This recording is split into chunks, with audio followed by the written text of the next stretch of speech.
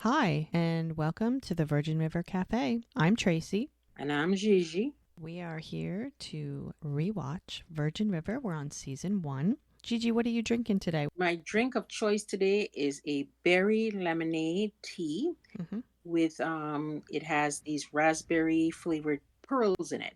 So Oh, I'm kicking it up. I'm being on the wild side today, so we'll see what happens. all right. Yummy. I am having a vanilla sweet cream cold brew, and I added my syrup And that I make myself. It's a kind of nice. like a cinnamon dolce, sort of a cinnamony vanilla syrup I make myself. It's really yummy. All right. All So, right. what episode are we on? We are on episode 7. All right. If truth be told, okay, that should be interesting. Let's see what the summary says. Preacher happens upon a secret. Mel's memories threaten to overwhelm her. Jack has a sincere talk with Charmaine about their relationship. Okay, that I can't wait. That's yeah, that's one I'm waiting for. Well, let's get to it. So here we are, the scenery shots. Every episode starts with these beautiful scenery shots. We see Mel and Joey, and Joey's packing. Now, it's just been one night, right? She was only there overnight for the mingle. Yeah. She was supposed to stay 3 days.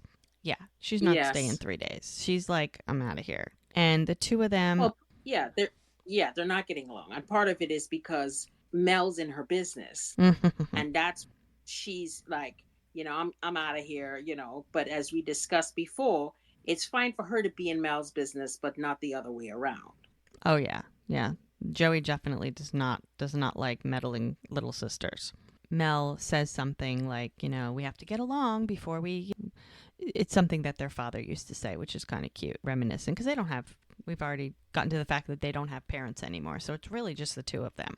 And I mean, Yes. even though they're mad at each other, they always make up, which is good because I mean, like I said, they really only got each other, so they kind of have to make up. It's family. But I mean, poor Joey. Here she is, 15 years of marriage, and something happened. Two of them are just not seeing eye to eye anymore. She doesn't know if she's going to be able to save her marriage. I guess we'll just have to wait and see. I mean, that's tough because she's got at least 3 kids, right? We talked about Yes. having 3 kids. There's 3 kids, yeah. And a So, husband who doesn't apparently want to be her husband anymore. yeah, he's just not into her. We've had that happen before. So Right. she is going to go home, and she finally, after being there, even though it's only been a day, she has to kind of let Mel live her life, and she's got to go home and figure out if she can save her marriage. Mel's really sweet. She offers to go and help, but I mean, Joey doesn't want that. Mel has to live her life. She's got to figure out what's good for her, and this place that she lives, maybe it's not as bad as she thought. Maybe this is a good thing for her. Kind of found something. She's found her niche, she's Yeah. found her people. Yeah. And I mean, just being there for that short time, I think Joey can sense that this community has really embraced her, and this could be a good fit. So Yeah. there goes Joey. She's off back to LA, and even though Mel wants to spend more time with her, she's like, you got to do you, I got to do me. We're just going to have to Pretty figure it out. much. Yeah. Each sister has to find their own way in the world. And she does feel really bad about how she acted the night before at the mingle, and she tell Jack I'm sorry because I mean she senses that Jack's becoming an important person to Mel, and that she acted slightly inappropriate, being drunk and kind of silly. So Yeah. that happens. Now here we have Doc. We're back at the clinic, and he looks like he's off to a fishing trip, which is Hmm. something I guess people do a lot around there. Yes, it's a way for people to unwind. I don't And know. so, I don't think I could fish. I mean, I'm allergic to mm, seafood, so that's like beside the point. But mm, I don't and then, know. It's boring. and It of, seems boring to me. yeah, and of course, Hope walks in and wants to know what he's doing and where he's going, and he's not Yes. willing to share at this moment because he's still pissed off at her for the whole lawyer thing.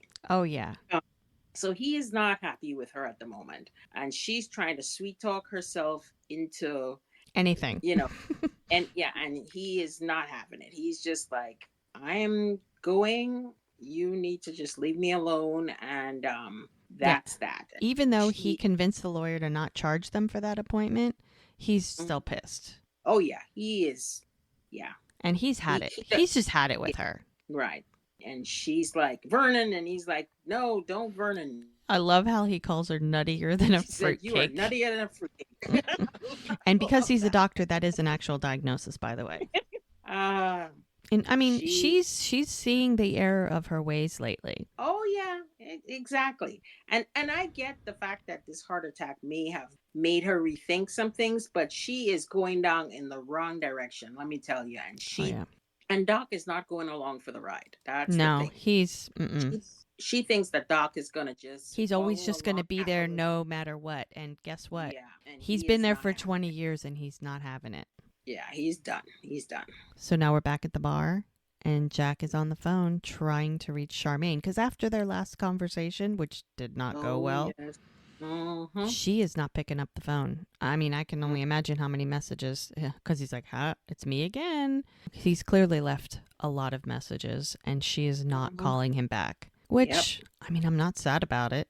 No, Sorry. but yeah.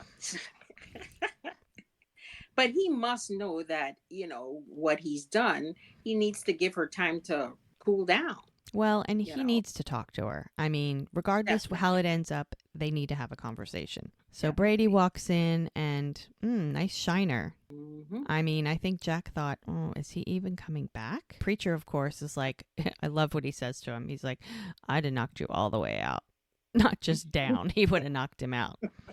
But I mean, Jack, no matter what, Jack is always looking out for him. No matter how many bad things he's done, he's still going to accept him. He Yeah. still tries to help him. He's still trying to do right by him. He made a promise. He made a promise to all the guys in the Marines that he would have their back. And even though Brady's like, this isn't Iraq. And he's like, it doesn't matter. I said I'd have your back. I will have your back here, there, everywhere. But, that friendship, that can only last for so long because Brady is, Brady I can only swear, screw up so many times before Jack's just going to have at it. I swear to God, trouble is literally on his shoulder. Mm-hmm. It's not like it's around the corner. It is literally hanging out on his shoulder. Mm-hmm. And he keeps he promising he's going to do the right thing. mm-hmm. Jack always gives him another chance. And he tells him, look, you screwed up. You need to apologize for your behavior. You should not have acted that way with Mel, sister, and Mel. And he agrees, yeah, okay. Yeah, I should apologize. I messed up. Yep. And who does he see walking in the bar? Mel. Mm-hmm. And Mel don't look happy. Let me tell you that. Even though It's she says fine. it's fine, Fine. you can tell on her face like, It's not fine. no, it's not fine. You basically just messed with my sister and now she's gone and you just need to get out of my face. Yeah. And he's like, well, please tell her I'm sorry when you next talk to her. And she's like, fine, whatever. Yeah. But you can see the look of disgust on her face as Mm-hmm. far as that's concerned. I mean, she's upset. So Her sister was supposed to be there for a couple of days, and she was only there for one. And it's a shame they didn't get to spend enough time together. But whatever, he gives her some coffee. They're chilling out, and she doesn't. It's like when she's there, she didn't realize how much she misses her. And then till yeah. she's there, and then they fight. And I love how Jack's like, yeah, well, you guys fight pretty good on the phone. That's true. I mean, they don't need to fight in person. They fight on the phone just fine, to make things all better. One of those beautiful raspberry muffins That he picked comes. himself. He picked those raspberries himself, he says. How nice. And then she's wondering how things are with Brady and him because they fought, As Jack Yep. says, blood brothers spill some blood sometimes. So, and he's wondering, am I really doing good for him? Am I doing what's right? Like maybe I'm causing these problems. They're just going to have to work it out. And sometimes Brady might have to just grow up on his own. Maybe Jack helping him out so much isn't the best thing. They're going to have to figure that out. And then we see Ricky. Ricky's freaking out. Try to call his grandmother, and she said she's not feeling well, and he's needs to go see what's going on. And of course, Mel jumps into nurse mode. Yes. And out that his grandmother's a diabetic. And so Mel's like, okay, let's go. And she doesn't know where they live. No, she doesn't know where he lives. She's like, give me the address. And he's too frantic. And yes, Jack to the rescue. Yeah. I'll take you because it's hard to find and it's a hard turn off and let me just take you there. Which I guess Ricky's going to stay at the bar and watch things and Jack's just going to go. Go with Mel. Which is great. So now we're at the famous muffin and coffee shop. Yes, the lovely bakery truck. Mm-hmm. Yes, the bakery truck. And Paige and Hope are having a conversation. And who comes along while they're just making chit chat? That's Joellen. Is Joellen. She's like, I just saw Doc. Oh, yes. Go. Last night, Doc, did you see her with Muriel St. Clair dancing at the mingle, cheek to cheek? Mm-hmm. They loved to have the mingle. The mingle was great, but Muriel has her eyes set on Doc, and she's kind of alluding to Hope, like, you should keep an eye on that. Joellen is there to pick up some donuts. She's off somewhere with a whole lot of donuts. It doesn't seem like Hope has been invited, but that's okay. That's all right. She's not going to give any secrets away. She's just going to take off and be like, have a nice day. Bye-bye. And she seems a little too cheery for Hope. Mm-hmm. And Cherry's, Hope is like, something's going on. Something's up with that woman. I'm not quite sure what it is, but something's up. Preacher shows up. He spends a lot of time at the bakery truck. Well, when a man wants a woman, he spends a lot of time trying to figure out how to court this woman. So he's trying his best, and he's trying to tell Paige that he's here for her. He wants to talk. He knows something's up. He knows. Oh, yeah. With everything that happened the night before, how she got out of there really fast. Please, that woman, that was like if she had on jet propellers on the bottom of her feet, man. She moved that fast. That's tell you how fast she moved there. So, tell him something, but then she stops. But she's trying, it's like she's trying to find a way to spend time with him, but she's just not quite ready to share whatever's going on. So they agree he's going to save her some food, and she's going to go by and have some later. Maybe they'll talk. So here we are, we're heading toward Liddy's house.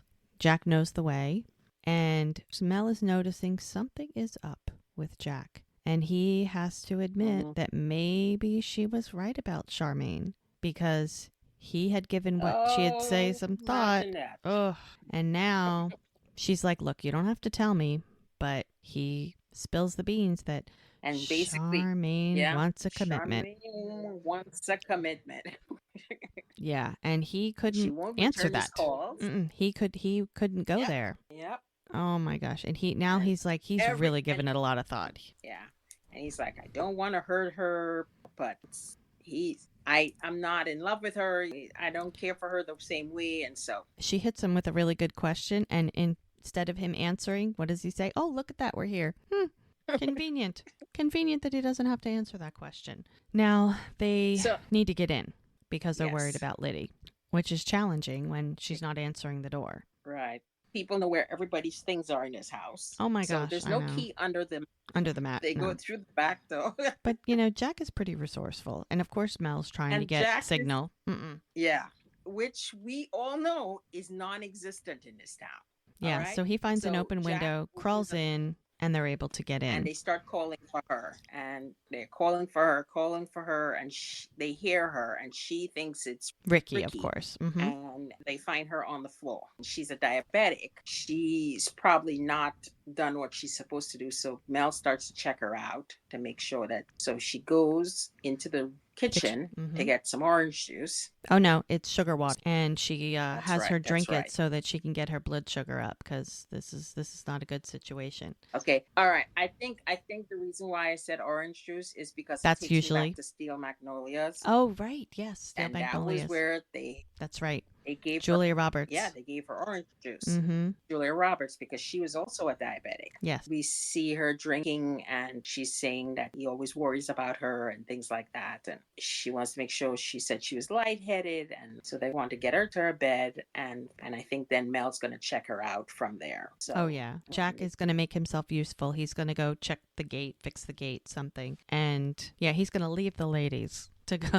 to have their conversation. It's in good hands. She asked her if she checked her blood sugar, and and she does not like to do that. Her and Ricky's always worried about her, and Mel is telling her she needs to take her insulin. She doesn't And do it. where She is it? doesn't And take it. She doesn't check her levels. She probably mhm, has no idea that she's even having a problem. And it's so cute. She exactly. said that she kind of reminds her a little bit of her daughter, Ricky's mom, who passed away, and that she also wanted to be a Right. nurse. It's like everyone has such a closeness with Mel. It's like she's always so sympathetic and always so empathetic to everybody. Always there. Right. And we find out now what happened to Ricky's Yeah, mother. Ricky's mom. And she had a drug overdose. And She died of a broken heart. these are his mom's parents. His grandmother is his Right. mom's mom. So now we find out what the relationship is. Right. She And then basically when says, Ricky's mom passes away, Ricky winds up having no right. parents. And one of the interesting things is her husband has been dead for 10 years now. Yeah. And she misses him dreadfully. Oh, and he used to take care of her diabetes. That's the one who always yeah, checked her levels, yeah, always made sure she ate right,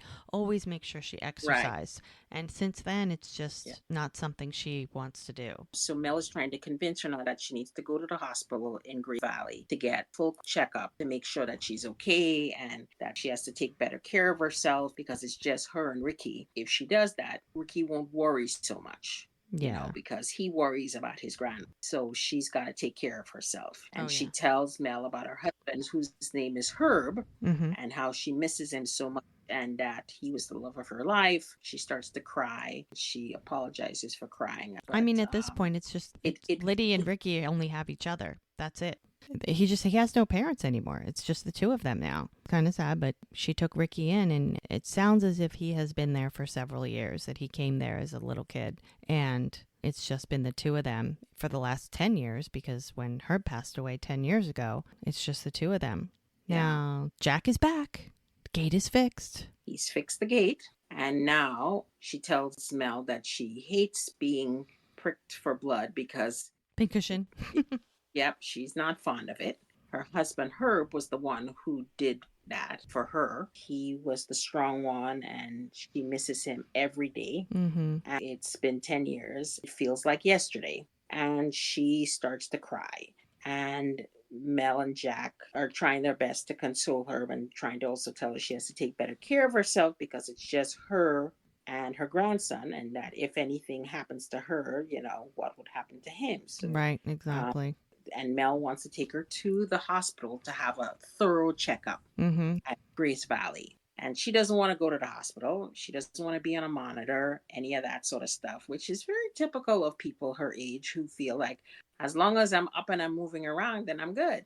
Yeah, but he kind of convinces her because he's like, well, this is what Ricky would want you to do. And if she thinks it's something Yes. Ricky would want her to do, then she'll most likely go along with it. So fortunately, they're able to convince her to go get checked out, even though this is not something she wants to do. It's like she probably didn't. These are the situations where she really misses her husband. She really realizes how alone she is. But she's just appreciative that, the town comes together for these people. I mean, everybody's always looking out for everybody. As soon as Ricky said something was wrong, they just rush off to take care of her. So now we're at Connie's store. This is Connie's place. Okay, so that I didn't realize until now you've pointed it out. And all the ladies are at Connie's place, sitting at a table, having donuts and coffee. Mm-hmm. And of course, Hope walks in, and there's a look of dread on everybody's face when Hope walks in. Mm-hmm. Basically about to play a game. She's sitting in the Muriel's one-person seat. They're about to play cards. And of course, Connie, who is the most honest person as far as that's concerned, because everybody's kind of backpedaling, trying to tell Hope something. Trying to be nice about it. All of a sudden, right. And Connie's like, no, you don't play well because you don't like it when other people win. And she thinks Joellen cheats. Oh, my goodness. And so you don't do well when others win. You think somebody's cheating and whatever, and Lily's trying to calm everybody down, and they're like, okay, if you promise that that if we play here, you're not gonna freak out. They purposely didn't tell her about the game because of that. Concerned. So they didn't want her there. Yeah, because that's right. And now we know why Joellen, when she went to pick up all those donuts, what those donuts were for, because we didn't know what the donuts were for. And you remember, she was backpedaling, trying to not tell Hope what it was for, because she really lied to Hope and say she has a hotel full of people. Right. But Hope had seen everybody leave. So who was all the donuts for? So now we know who all the donuts were for. Right. Now we're back at Jack's bar, and now, Brady and Preacher, they have a bit of animosity, and no matter what Brady does, animosity, please. Yeah. I'm not kidding here. These two cannot stand to be in the same room with each other. Yeah, Preacher's not happy that Jack keeps giving Brady chances, but it's not his bar, so he kind of can't say a ton about it. He kind of calls him. He calls Brady on all his bullcrap and calls him a leech, and that he's not a friend. So it's just, Preacher wants him to do is leave town. Yeah. Just be gone. Just get the hell out of town. Don't come back. And don't let the door hit you on the way out, basically. Exactly. Is what happens. Next comes in Paige and Christopher. Mm-hmm. And their car died, and they are having some trouble. They need some help, and Preacher's always to the rescue. He's going to jumpstart her car. How nice. He'd like to jumpstart a whole lot of other things, but we won't get into We're going to start with the car. So he offers some hot chocolate. And marshmallows. Yes, Christopher's going to jump on that. Yeah. So he's going to go check the car out. Now, we'll see how that goes. So Mel and Jack wind up taking Liddy to the hospital, and it may not be what she wanted, but it was probably what's best. Now, yes. Mel is looking very melancholy. I mean, she almost looks like she's teary. And then she has a flashback where there's something happened. She's covered in blood and screaming about her husband, that she needs to get in to see her husband, and they won't let her in. And she can't understand why. She needs to get in there, and they let her through, and she finally comes back to reality, to present day time. And Jack says, "Are you ready to go home?" And she says, "I need a moment to sit down and get myself together." And Jack says, "Would you like some water?" And he gets her some water, and she's still reeling from that flashback in her head. I don't think she's been in a hospital since she left LA. Maybe LA, yeah. So okay, so then we're back to Jack's bar in the back, and Preacher is about to start Paige's car, and he's getting the jumper cables. He's getting what do you call it? Yeah, he opens up Paige's car, and he sees suitcases in the back. And he's like, oh. He's like, where are they going somewhere? He's thinking. He's definitely curious. And then we leave them, and Jack and Mel are in the car, and Mel is they're heading back from Grace Valley, which is about an hour drive. She is still, obviously, she's affected from that flashback that she had at the hospital, and she's just in tears. I mean, she's just distraught that she can't even talk about it. She's that upset. Doesn't even know what to do. He's just trying to console her. He doesn't know what to do. And he's saying, "Oh, it's okay." And you had a little tidbit about the crying in this show. Yeah. And I may have mentioned it before, but all the scenes where Mel cries, I read somewhere or heard an interview or something that Alex Breckenridge, who plays Mel, she actually cries in every episode. I know some actresses, they put like Vicks Vapor Rub in their eyes, or they, whatever they do to make themselves cry. But she actually really cries for every scene that there's crying. And I mean, some of these episodes, there's a lot of crying. There's a lot of crying. And I read that especially especially in the first season, there's a lot of crying because a lot of the flashbacks and a lot of the tragic things that happen.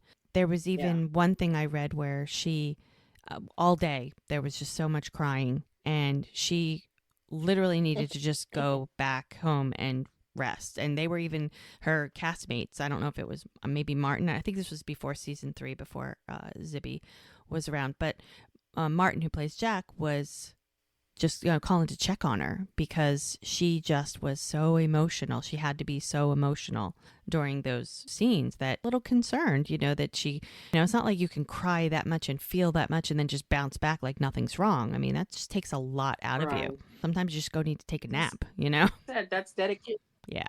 Absolutely. Exactly. So here we are back behind Jack's bar, and Preacher is trying to jumpstart the car, and he's like 6'5", and I think Paige is like 5'2", so he has to move the seat back. And what does he find? A driver's license from Florida, and it does not say Paige. Have the name on it. It does not say Paige. It says Michelle on it. That's a curious thing to find. Now he's starting to put two and two together. And we leave that drama to come to another set of drama. Oh, the no. ladies are playing cards at Connie's. And now everybody seems very tense for some reason. And Joellen wins again. And then Hope loses it.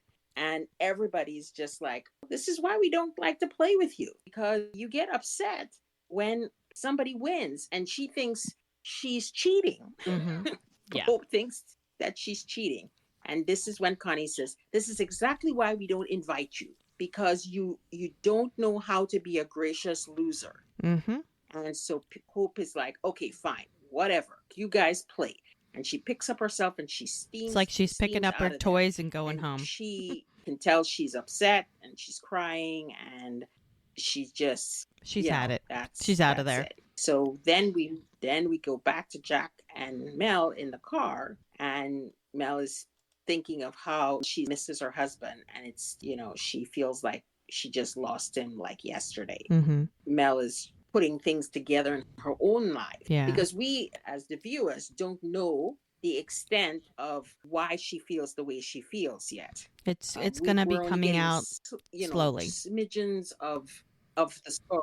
Exactly. So we don't know the full story quite yet. And she can relate.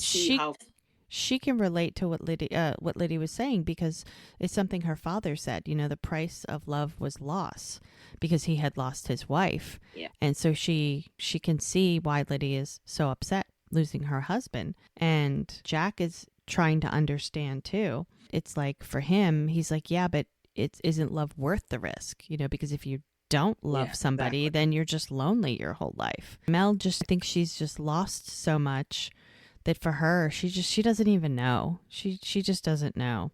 And Jack, the lovely man that he is just wants to cheer her up.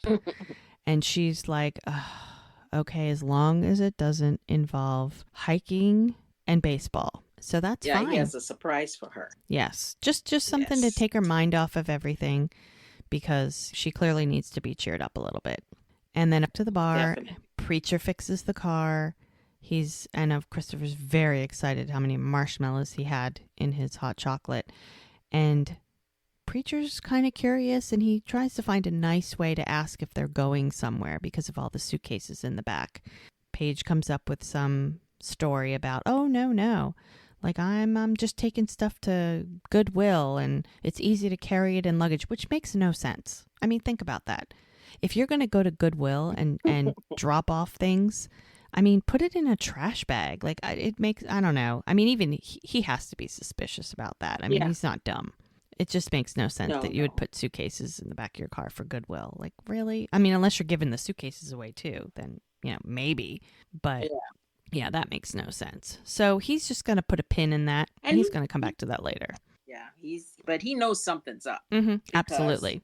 There are too many things that don't go together. Right. So now we go back to Mel and Jack, and they are at some sort of restaurant place where they have a pinball machine, and girlfriend is kicking butt. Oh yeah.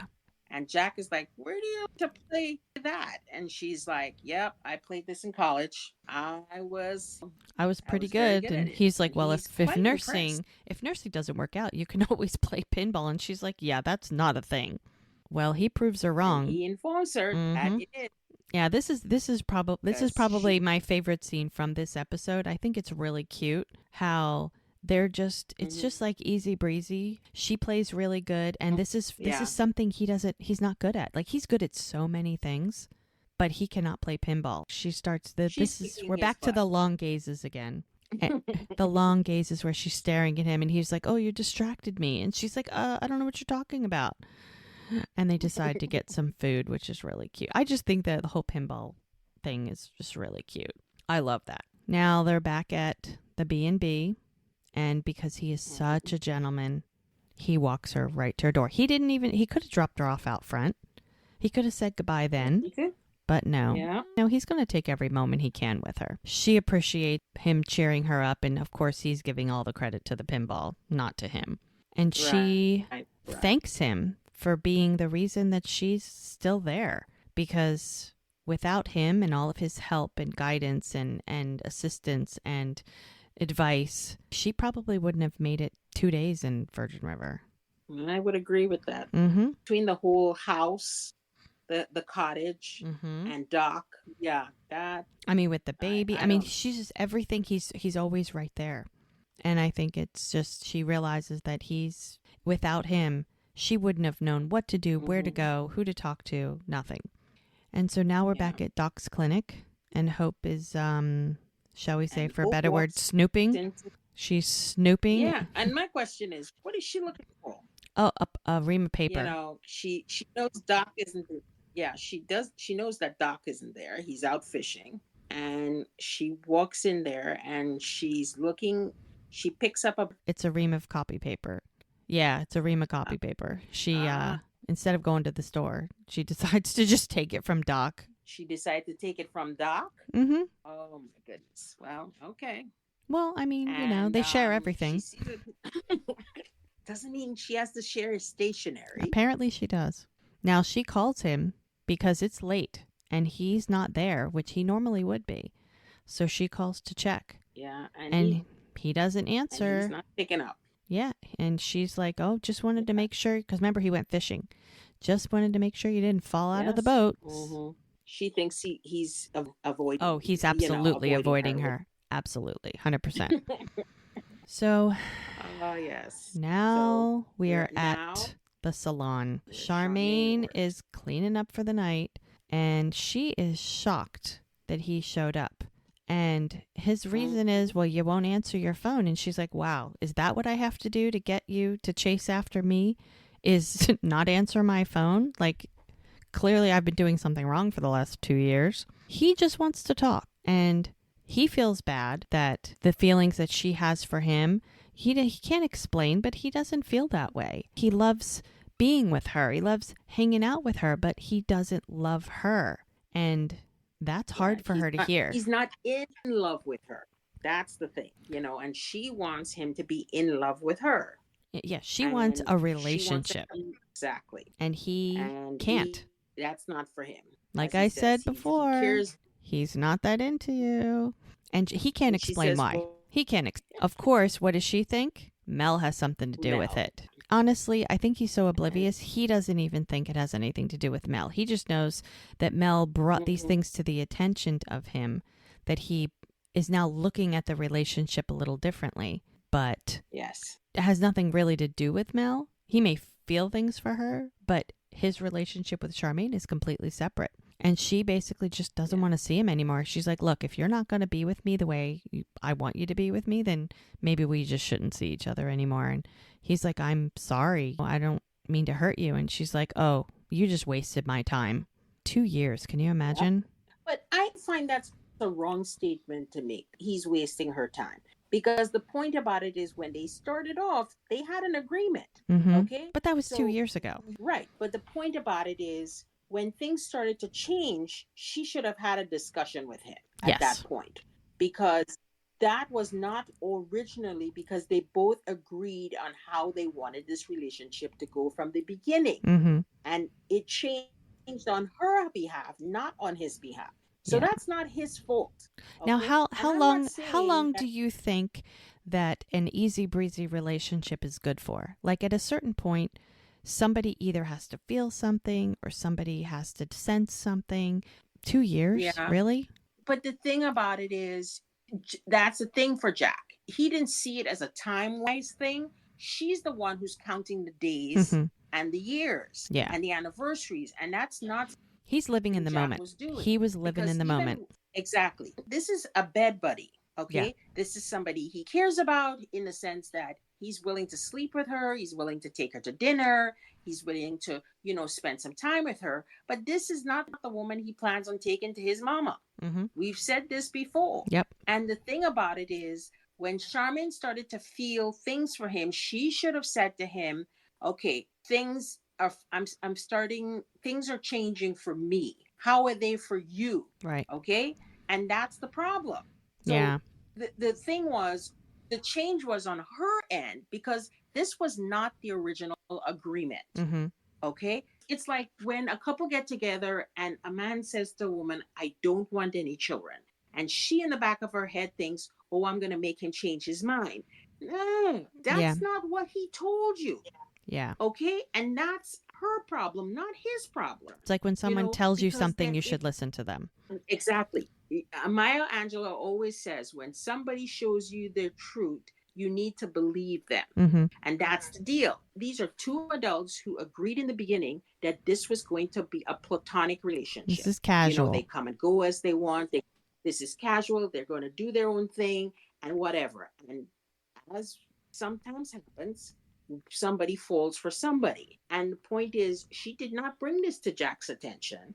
And the minute that she saw that Jack was looking in somebody else's direction, girlfriend got all flustered and started to claim her territory. Well, he wasn't hers to claim. Yeah. That's the thing. That wasn't the descent of the relationship. Yeah.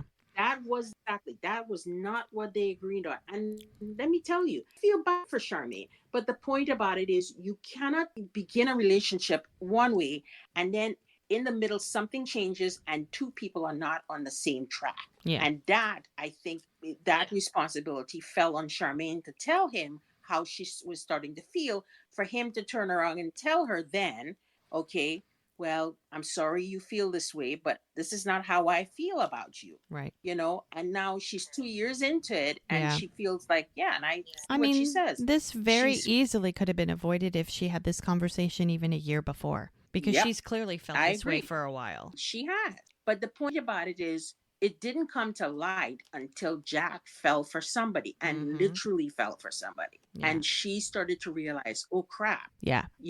This man does not feel the same way for me as I feel for him. Yeah. And now she's all upset and all this sort of stuff. And, I get it. But you can't blame Jack for that. Right. I don't think it's right to blame Jack. I understand. What I blame Jack for is not being more aware of it. Mm-hmm.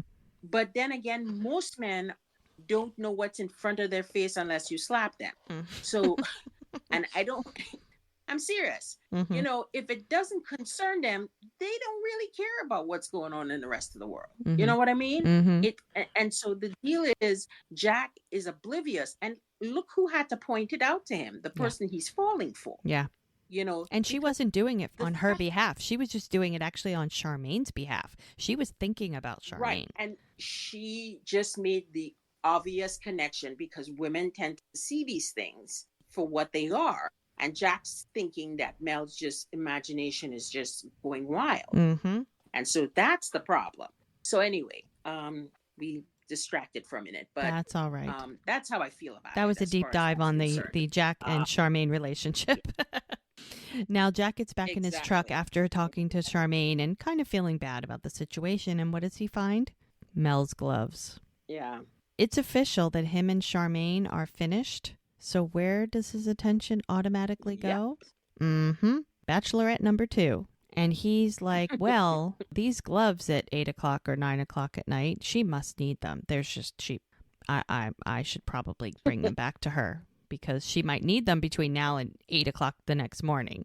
In the meantime, we see Mel in her bed and breakfast for a little room, and she's talking to Joey on the phone, who apparently got a very delayed flight back. She got stuck on the tarmac for 4 hours, and she's pretty upset because her marriage is falling apart and she doesn't know how to handle it. I mean, she's not married 15 years. Trying to face the fact that it might be coming to an end is very difficult. And Joellen brings her some tea, which is very sweet. That's a very bed and breakfast thing, I think. That they're very homely. Yes, it's very cute. And, nice to bring her some. I know. It's very sweet. And Mel and Joey, they're just trying to be there for each other. They're both going through a lot of stuff. And Mel is just having a difficult time facing the fact that her own marriage, it's kind of like puts a period at the end of it, because maybe Joey could fix her marriage, but her husband is alive. But Mel's husband, as she's fooling with her ring, it's another flashback. And she's standing there with blood all over her coat, walking and pacing in a waiting room, waiting. And that's when we find out that her husband has passed away. Now, we don't necessarily know what happened, but we see blood and we hear that he didn't make it. She's got to come to the acceptance that he's gone. And that wedding ring that she's been wearing, maybe it's time to put it away. Maybe it's time to close the chapter on that. And that's a difficult decision. And I think meeting Jack and him pointing out that she has a ring and Joey pointing out the ring, we see Mel taking her wedding ring off. I mean, that's a big step. It is. Her husband is dead and that she has to move on. And that ring is really been holding her back. Yeah. And so then we hear a knock on her door. Of course, she thinks it's Joellen again. Maybe she's bringing her cookies this time or something. But who is it? I mean, she literally took the ring off 5 seconds ago. Boy, does he have some timing. He puts those gloves on the table. He's looking at the ring. She's looking at the ring. He's looking at her. She's looking at him. There's a lot of staring going on. And this is where she tells him that it's time. And he's like, hey, you know what? You guys can work it out. It's okay. I'm really sorry. And she's like, no, we can't. And he's like, in a way, wants her to be happy, but doesn't know why she's sad. And that's when she tells him that her husband is dead and it was her fault. Yeah. I mean, that's a revelation right there. That episode ends, but we now, as the viewers, we're curious. What did she do? Why is he dead? Why is it her fault? Why is she feeling guilty because of it? The suspense is there, ladies and gentlemen. Well, and it answers the question. She has a wedding ring, but there's no husband. So in a way, it's like, wow, I feel horrible for her that her husband is dead and it was her fault, but she's not married anymore, which means there's no husband. It's like part of him is happy and part of him is sad. It's very conflicted. And he's the kind of guy who just lets people have their feelings. He doesn't push. He doesn't prod. He's not like Hope. Oh, God, nobody's like Hope. No. Mm-mm. Hope is Hope. Mm-hmm. So we come to the end of this episode. Yeah, that was a good one. So I can't wait to see what the next episode brings. Yeah. And how they both interact with each other now that he knows that there's no husband involved. Mm-hmm. Like that because, changes. That changes the dynamics of everything. Definitely changes the dynamics. So, all right. Well, thank you. Thanks for listening. Thanks for being here. Thanks for drinking your coffee. All right, we will see you next time in episode 8. All right, bye-bye.